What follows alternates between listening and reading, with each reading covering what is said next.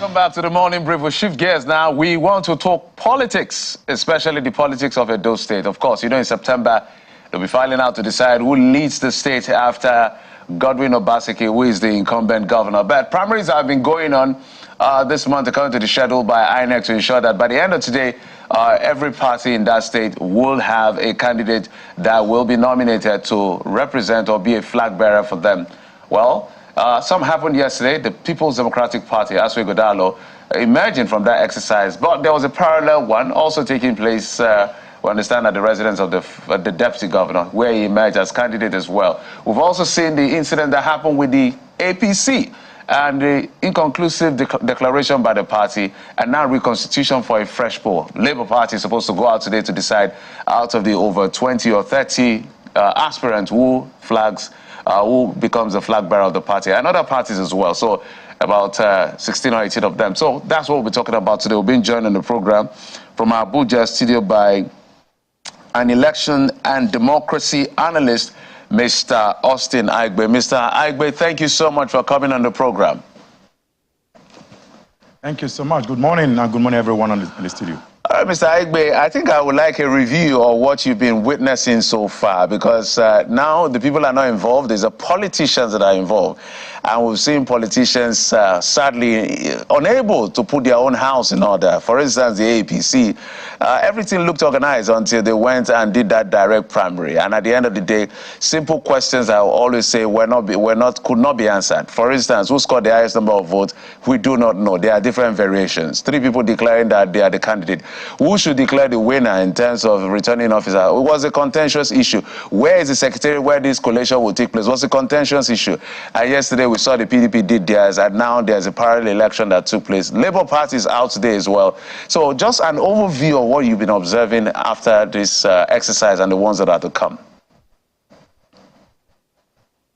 Yeah, thank you very much. You did a very candid and unbiased analysis of what's happening in the state of Edo.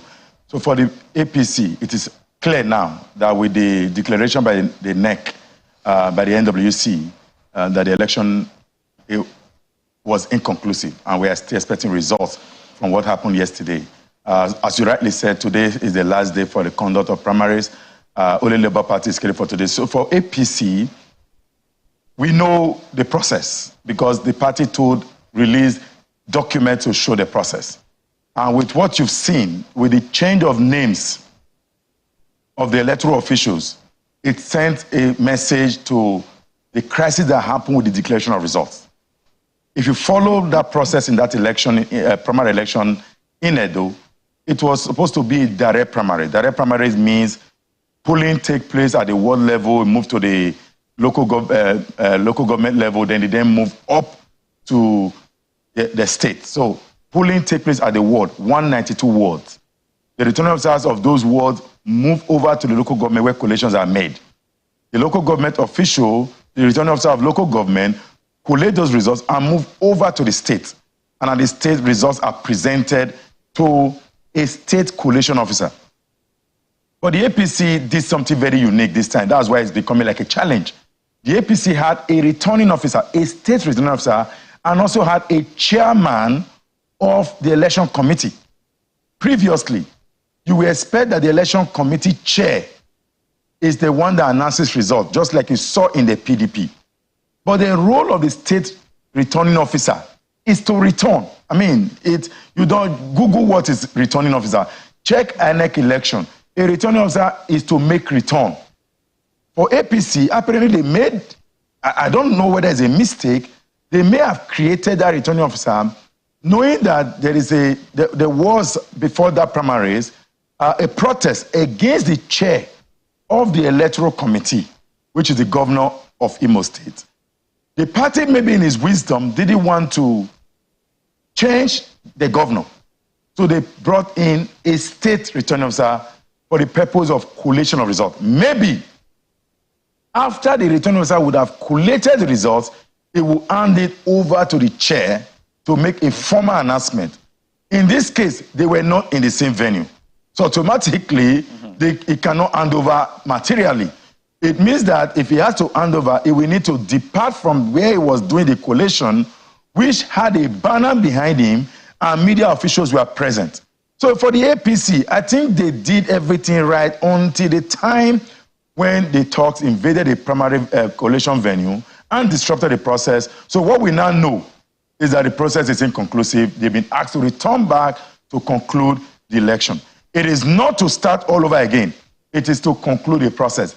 It was inconclusive and not a cancellation of the electoral process. But for the PDP, I expected what happened in PDP. It was expected, very clear, that before the election, 9 of the gubernatorial aspirants had protested that the manner in which the indirect primary system was being done, because the PDP adopted the indirect primary system, where delegates are elected, and then those delegates come to a national center to formally elect the flag bearer of the party. If you check the result from the PDP, the winner got 577, and the deputy governor, who won in another primary election, which, in my opinion, is not known to law, because the process of election announced by the party was to hold at that venue where the governor of Zamfara did declare the result, because it's public. There's a difference between what happened in APC and what happened in PDP. One is direct primaries and the other is indirect primaries. The deputy governor got 1 vote. In fact, my sister-in-law said, this is wickedness. And I do agree with her. Why would the deputy governor score 1 vote? And apparently he was not even at that venue. I would say that the deputy governor was allocated 1 vote because of the protestation, because they knew there was a parallel primaries ongoing. So let's just give him one. Look at Aslam Ojezwa, a former chair of the APC that decamped to the governor when the governor had challenge with Adamso Shomole that led him to move to PDP. So Aslam Ojezwa had 0 votes. And if you check all the others, 0, 0, and a few others that withdrawn. But it was clear that Aslam Ojezwa was going to be the flag bearer because the governor did not make any mistake with the choice he made, and he pursued that choice vigorously. And all the 9 all the 9 contending aspirants had written a letter they did not agree with the process. There's going to be court cases, I'm sure, or the parties, as usual, they have a way of settling their matter from behind, and you see them judging after the fact. So, but we expect that election that has happened, the deputy governor has declared himself. Let's see what happens forward. And, you know, some would say that it was an open secret that the governor was supporting Mr. Ighodalo ahead of the primaries. And it's no surprise that he has emerged winner of the PDP primary in Edo State. So are we saying that the ship has sailed, as usual, on internal party democracy, and that the deputy governor can only be licking his wounds now? So it was not an open secret. It was an open. Everybody knew the governor, Godwin Obaseki, has threw his weight behind Ighodalo. There's no secret about it. Everybody knew. But apparently, the deputy governor, if you go back memory lane, you will see there was an axe to grind between the governor and the deputy governor. Once upon a time, the same deputy governor was a very strong deputy governor because the governor had given him a lot of latitude. With all due respect, apparently the strongest deputy governor in Nigeria, the strongest, arguably, because it was taking over responsibility, very strong responsibility, representing the governor in many fora and in many meetings, very high-level meetings. The governor would send the deputy governor to go take over that, and he was actually in charge of a lot of very vital state affairs. But suddenly, apparently, maybe, you know, this power, absolute power, they say, corrupts absolutely. So maybe the deputy governor may have stepped over. And you know the way politics is, once the people are looking for conflict between the governor and the deputy governor, we initiate one. And once there's a conflict between the governor and the deputy governor, there are certain individuals that benefit from that struggle. You know, conflict theory. Conflict theory says that when 2 people fight, there is usually one that benefits or one that suffers. So in that case, what has happened is that the deputy governor became an outcast. And apparently, Barrister Aslam Ojezwa, who decamped with the governor from APC in 2020 when the governor at that time had problem, also wanted to contest. It was possible.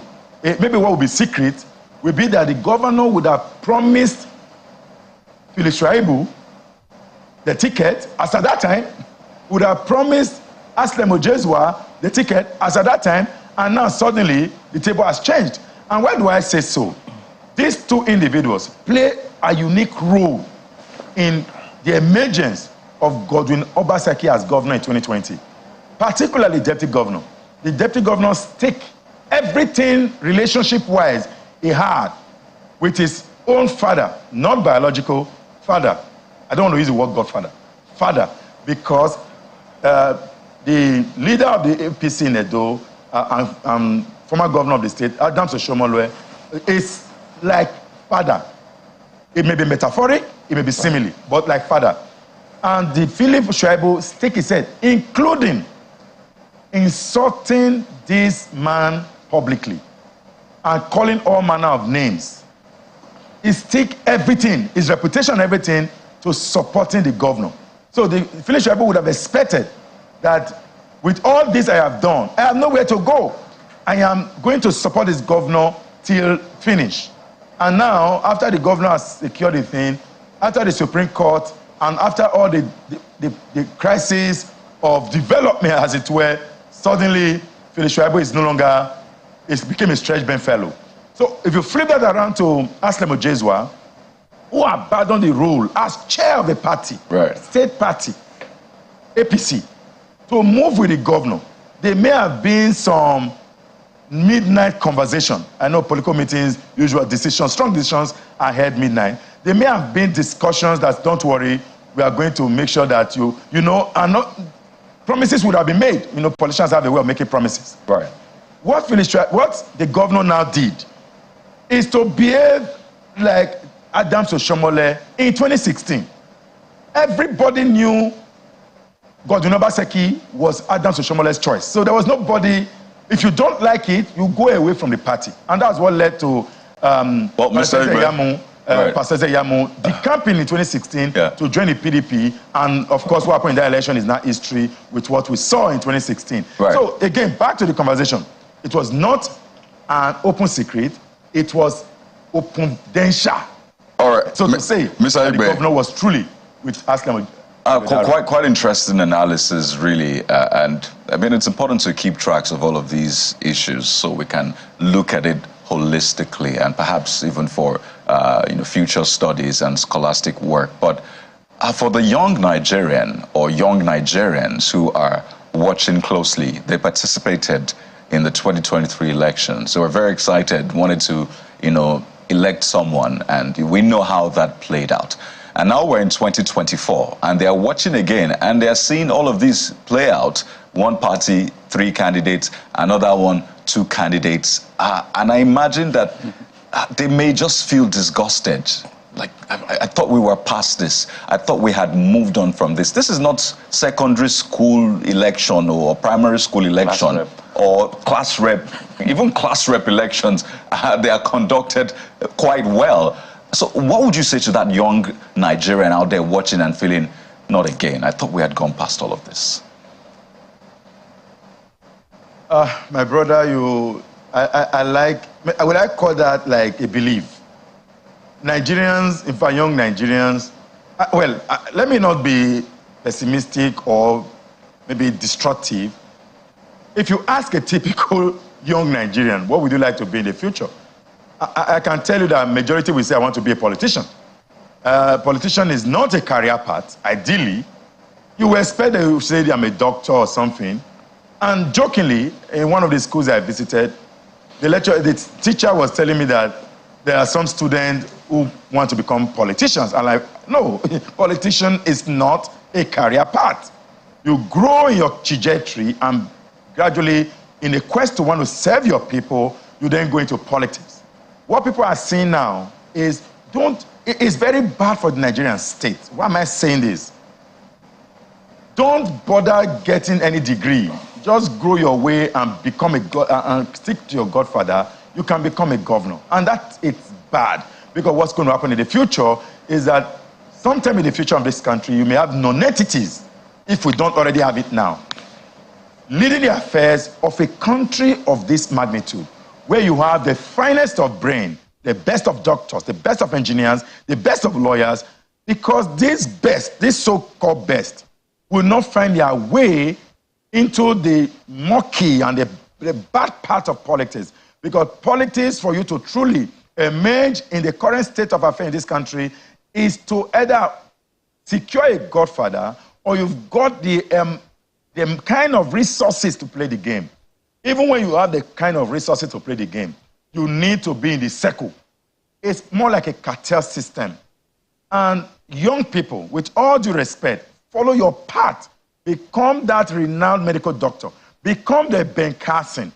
Follow your path. Become the Dangote, the economist. Become the professor. Follow your path. Gradually, if your path takes you towards politics, that will be fine. Again, politics is the authoritative allocation of scarce resources. It's the way who gets what, how, and when. Who gets what requires some heavy militarization. And that is why you see our political landscape is highly monetized and militarized. So much money going in, you would have heard from Grapevine, dollars were still used in that election. Whereas we are struggling with dollars as a nation state, or as a nation. People are still being paid in dollars to vote. I mean, it's a crisis. And the only way to reduce this is to truly review the incentive of being a governor, reduce the incentive of being a president, reduce the incentive of being a senator, and that conversation is on. But when suddenly the salary of a local councillor, a local government councillor, is much more than the salary of a professor, that's an aberration, for Christ's sake. A professor that has put in so much in academies, that is teaching us to become good, to return back to the state, to return back to this country. That professor, endless. When politicians are any more than business owners, business entrepreneurs, when the richest man in a society is a politician without any service providing, without providing any services, without providing goods and services, and is rich, he has money somewhere stuck that is not going into the system, and inflation gradually comes in, then we are where we are today. Young people, please listen. Do not follow the trajectory that we are seeing.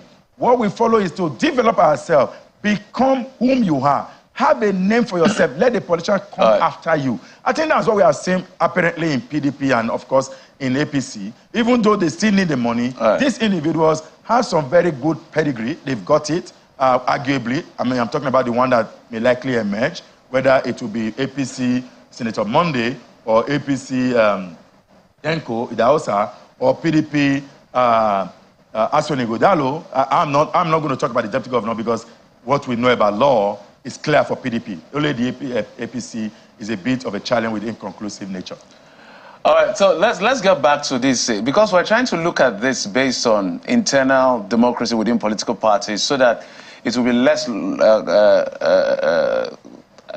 do you put it now, less of many litigations after this exercise. And then you look at the sentiment of the people.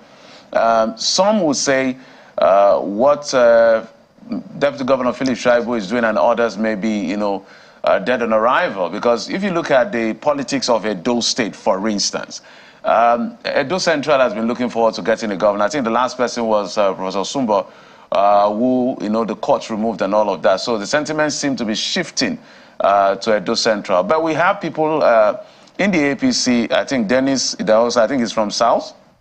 Monday Okpebolo is from the Central. And then Anamaro Dekeri is from the North. And then we have Philip Shaibu from the North. And then elsewhere in the Central. We don't know what's going to play out in Labour Party and all of this. Because while we're explaining these issues, at the end of the day, we don't need to have another political unrest or an unrest generated by political tension. Shouldn't these politicians just sit down and say, for the purpose of equity and fairness, this idea, perhaps, are we really mature? That's the question. Are we really mature for, let's throw it open? Or we should just stick to, let's be fair for the purpose of equity and fairness. Let's give some people who haven't had a chance an opportunity. I like the part the trajectory you bust up from. Fairness. Is fairness actually political? Well, equity and fairness is good. I agree, they are good. But you know, in the context of politics, the majority will always have their way, and the minority will always have their say.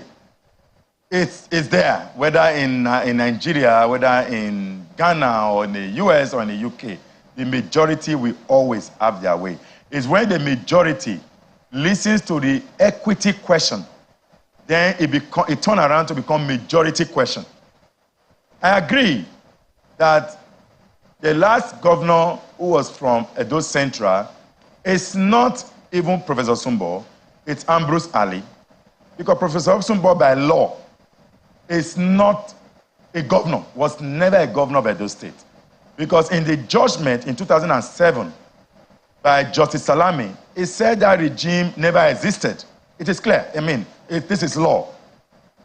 So I'm not too sure if his pictures are in government house. I'm not too sure. I haven't been to Edo government house for a while. Having said that, one we expect that Edo State as a colon, as a state, as a boundary, having these three areas, north, south, and central, from 1999 up to 2007, the south, under Chief Lucky Gbenedion, had a way.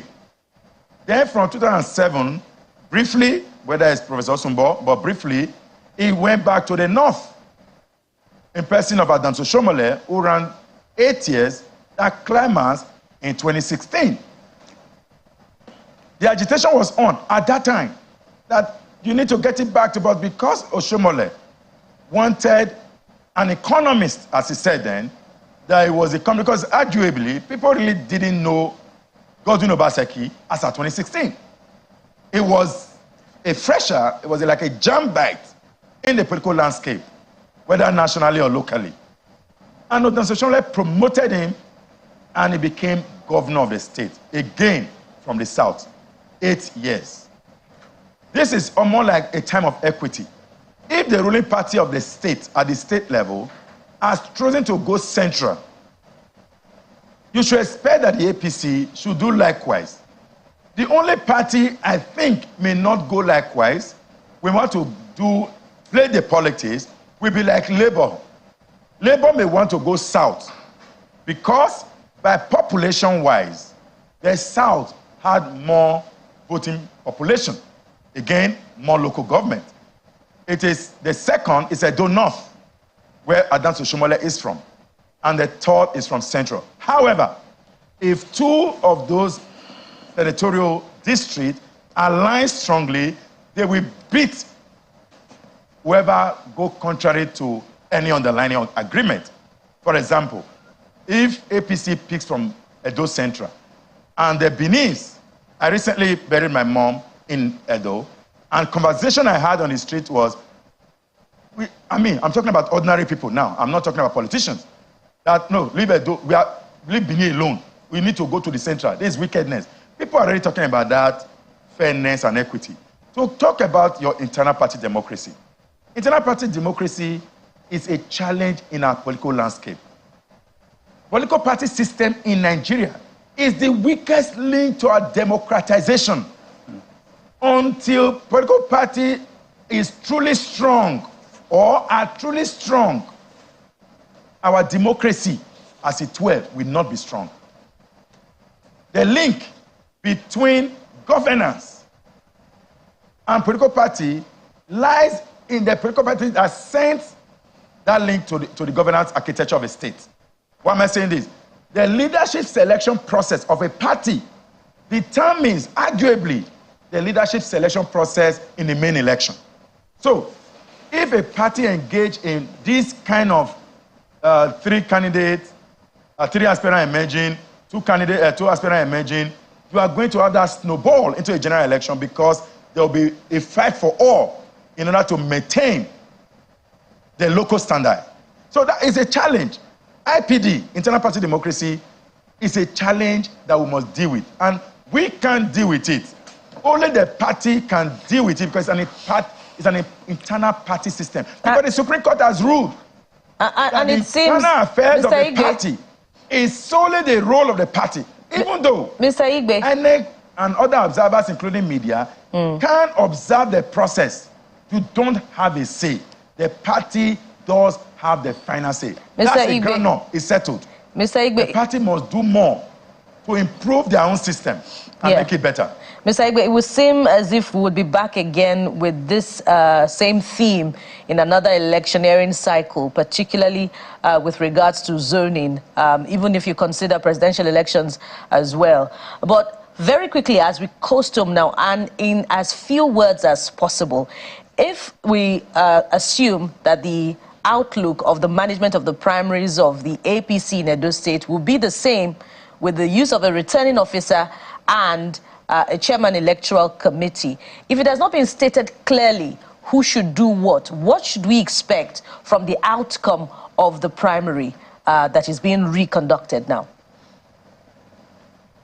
I feel the APC will do. I feel the APC will do what is now right, because there was a conversation after the primaries and before the NWC meeting, and in that meeting they agreed. They would have agreed. I'm not part of that meeting. For declaring that election inconclusive meant they've identified the loopholes. And Governor Uzodinma had been removed. I think the returning officer was also removed. So the governor of Cross River is now chair. They must now have collaboration. There was a meeting, stakeholders meeting that took place in Edo, where Idahosa Denko was declared by the Governor Hope Uzodinma, was even presenting a petition to the committee that you need to move certain of those collation points. It means conversation is on, and they've agreed on who should. In my opinion, if you ask me, for a state-level election, it is the returning officer because, again, that is why the person is appointed to return in the election. Well, Mr. Igbe, very interesting points made. I think a takeaway for the people is that they need to get involved the more and ensure that, you know, political actors don't just take them for granted and keep doing the same things over and over again, thinking that, well, the people will take it anyway. And just to put on record that the APC spokesperson said that Governor Uzodinma was not replaced, that it was unavoidably unavailable. I think those were the words he used. So the deputy, that's Governor too, well, took his place. So I just wanted to put that out there. Okay, Mr. Austin Igbe, thank you so much for your analysis. Elections and democracy analyst joining us from our Abuja studios. And we'll touch down with you. Of course, Labour Party will be having theirs today. Let's see how things play out. Thank you for coming on the program. Thank you. All right, let's switch gears now. We will be moving on to other conversation, not politics this time, but I'm not going to let you know what it is. But you have to wait for after this break, and we'll let you know exactly what's up our sleeve. Join us again.